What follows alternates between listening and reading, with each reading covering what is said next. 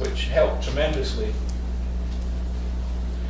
So the next steps for the Peatland initiative with FAO is that the revised booklet will be coming out in the next few months, trying to map where are the degraded peatlands, because as we found in the UK, knowing where your damaged peatlands were is the first stage to working out how much is this going to cost, where do we need to put our effort, and we're encouraging all the countries to try and do this. Hans gives a lovely comment that the Kenyans said to him, what peatlands? We didn't even know we had any.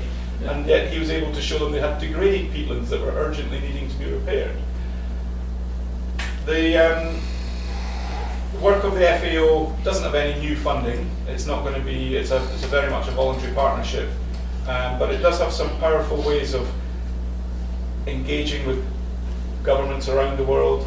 But it's up to us, and I think this is back to the IUCN community. There is no magic, heavily funded peatland organisation. The IUCN is the right community to bring together the different expertise and try and get money from the various sources that exist, get good practice shared across the world, and get some firm commitments from each government that they want to repair and restore peatlands. Leave it as that. Great. Good to know. Nicely gives us half an hour in which to take forward and discuss some of these actions that you've all been diligently reading for the last half an hour. Has anybody got any points on the suggested actions? Any thoughts on those?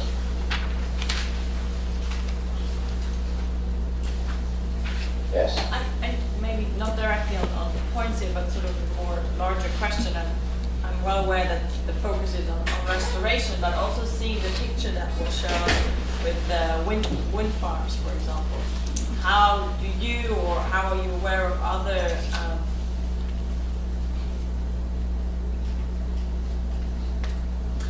activities where, thank you, where it comes back to the question, I think, of trade-offs as well in the end, and how do you deal with those? Because the peatland people, again, think, well, we don't want to have the wind farms on peatlands. Then you go to the coastal people and they say, well, you know, coastal wind farms offshore, again, a problem. So I think it's for me a lot to go really towards a sort of more integrated land management, coastal planning, etc., where to look at this bigger picture. And I'm wondering how, this is now obviously very specific on the restoration part, but how does that fit into some of these bigger landscape planning activities? So, just to re-emphasise that it is a job of restoration because that's the biggest task and the biggest climate change one, but conservation of existing quality peatlands is clearly still there as well. It's both. Scotland's a good example for the wind farms. You've got a country that's dominated by peatland and a country that's dominated by wind, literally wind. And so the wind industry are going into these big upland peatland situations. And what the Scottish Government sensibly eventually did was it said, well, hang on a sec, you've been given public subsidy to develop wind farms because it's good for climate change. If you're going onto a peatland, we need to know whether there's a carbon benefit from your work. And now every wind farm has to do a carbon calculation, and the methodology for that is published on the Scottish Government website. And interestingly, deep peatlands and a wind farm smack in the middle of a deep peatland, there's no carbon benefit from the wind farm. And that's the realization that, well, you can't have wind farms on deep peatlands because it's not doing anything for the planet, and we're subsidizing the wind industry. So then the next stage came in of, well, where do you want the wind farms? And again, organisations like RSPB had to look at bird impacts. And the way forward was a land use strategy. And again, the Scottish Government, one of the first countries in the UK to publish a government land use strategy to balance where do we have the areas of importance for birds, where do we have the peatland areas, where do we have forestry, and where do we have wind farms. Now, it's not perfect because they haven't yet mapped it all out, they're still fighting to try. But in a nutshell, some very early work said there is enough room to fulfill Scotland's climate change targets from renewable energy, not to damage important protected sites, and not to damage peatlands. There was still enough room to deliver those competing objectives. Delivering it on the ground is then the planning system's job, but at least you've got that strategic steer.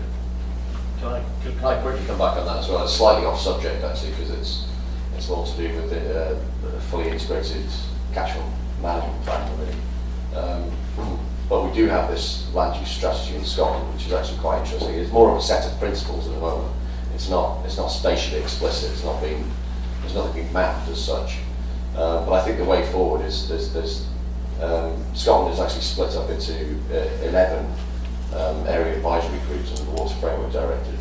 And I think the way forward is to look at each of those 11 areas which are at the right kind of scale at which to plan at. You know, it makes sense ecologically, but it also means that you can bring stakeholders together in a meaningful way.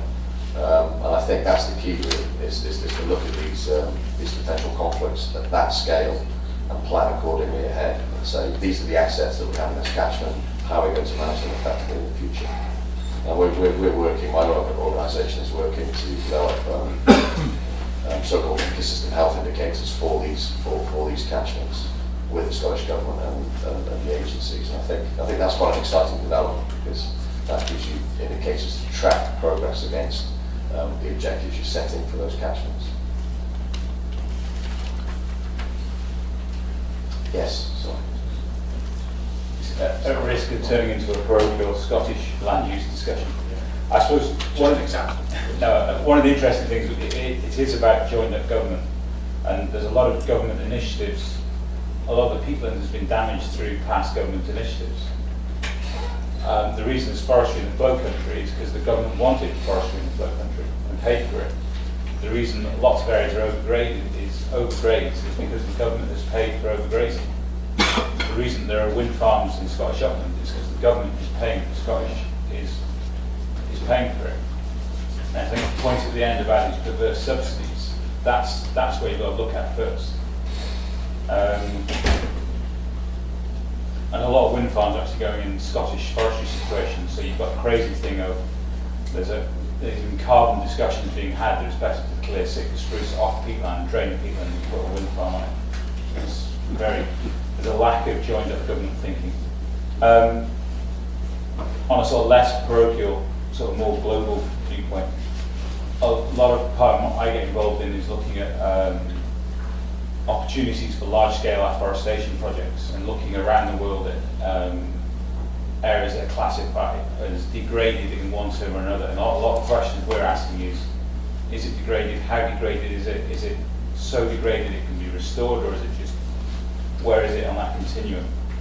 And there's huge demand all around the world looking for land availability for agricultural development, intensification, and fibre and biofuel areas.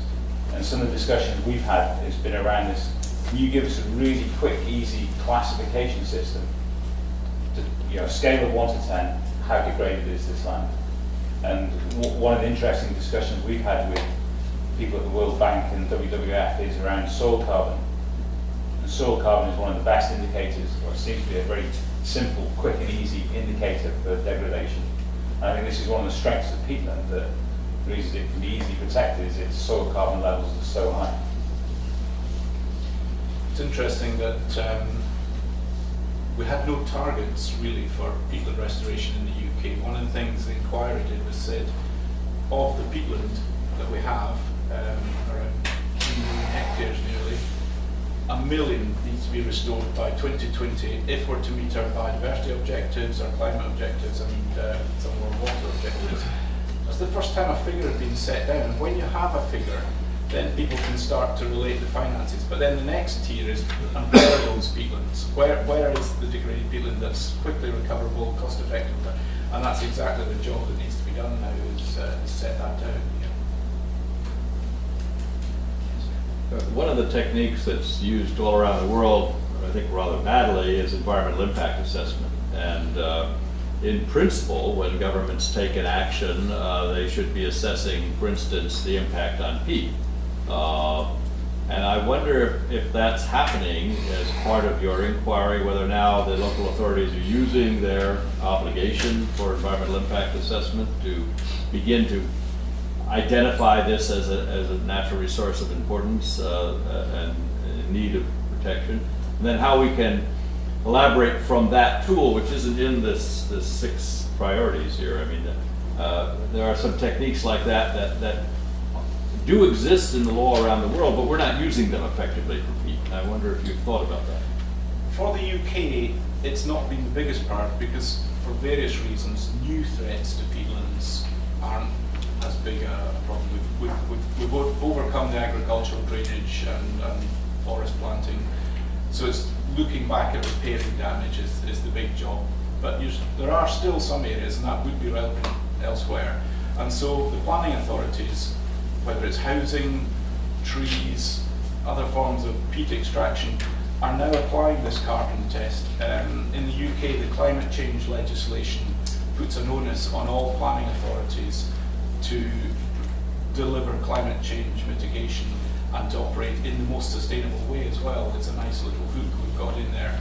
So a planning authority sees houses, any development that would affect peatland must include the carbon consequence in their EIA work. They're still learning how to do it, and there's guidance to be given to them, I think, across. And with the wind farms, because it was so urgent and so immediate, a very good tool was developed, and this calculator was created. It's just a model, and they plug in the numbers, and up pops how much carbon will be lost. But that approach could be applied on other developments. So all of that information is on the Scottish Government website, the carbon calculator, and I would say that if you get your country's climate change legislation correctly worded, then that onus will go on to any planning authority to have to take that into account. I think it's important to say as well, the next level up from the EIA, which we call strategic environmental assessment. I'm not sure what it's called in the States. So it's very important to get the hook of peatlands in at that level as well. So, for example, if there's an energy strategy for the country, it needs to talk about the impact of wind farms on peatlands or indeed any energy development. What we did with wind farms was we said to the government, you've got actually an even better climate change story. You put your wind farms in the right place and you repair and restore your peatlands, and you've got both climate beneficial activities rather than cramming the two together and compromising both. Are there any more points on the actions? We've got about 20 minutes left, and I would suggest that we go to a vote soon. We've got some pens at the front if you haven't got a pen. And if you could literally just put a tick actually in the. Should we give people 3 ticks each? Yeah. And we haven't, as you can see, we haven't thought this through. This will not be. So, would you say that each person gets 3 ticks, and then you tick the ones that you think are the most important for us to take forward? But before we do that, are there any final points of discussion on the suggested actions? Which have, to an extent, by the way, kind of emerged from our constituency. They're not just made up by me. The only other question, it would be nice to get a flavour of if people are prepared to take some of this forward to their own country and just ask a few questions. What are you going to do about these actions? Have you any intention, government or anybody, to take forward? These are becoming universally identified actions that will help bring these multiple benefits. If any of you are prepared to have a dialogue with your own country representatives, love to hear the feedback. There is a workshop going on simultaneously with this one, which is too bad, because it's the Ian Hammond and the others in the Law Commission who are working on a soils convention, which includes a soils category for peat. And it seems to me we need to merge these two initiatives because that's had 10, 12 years of work around the world, including with FAO. But I don't think the peat component has been elaborated or magnified as much as it must be as a climate change issue. It's still the old soils conservation approach and the European Soils Bureau approach, which is fine, but we've got to now scale up to something more important. That's very useful. Any more points on the questions before we go to? Well, we've got a short film to show you as well at the end before you take your whiskey away. Are there any more questions? Points on the? Okay, should we go for a vote then? I apologise for the Keith Robinson arrangement at the front here, but if you could all come and kind of use your three ticks on the got some spare pen. Johnny, the film is not showing. You know, It is not.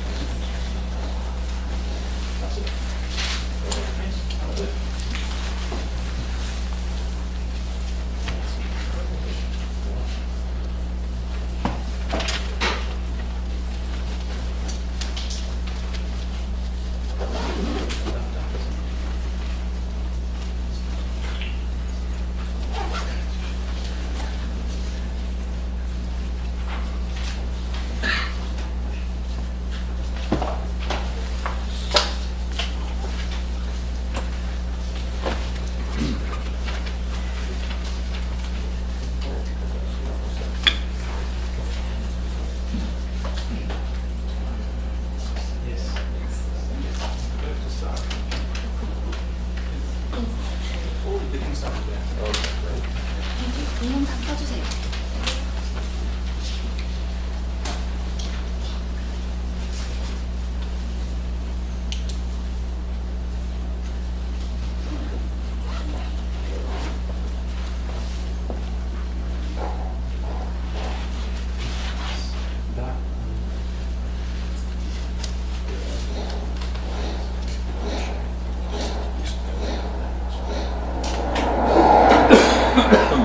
Just pause it for a second. Thanks.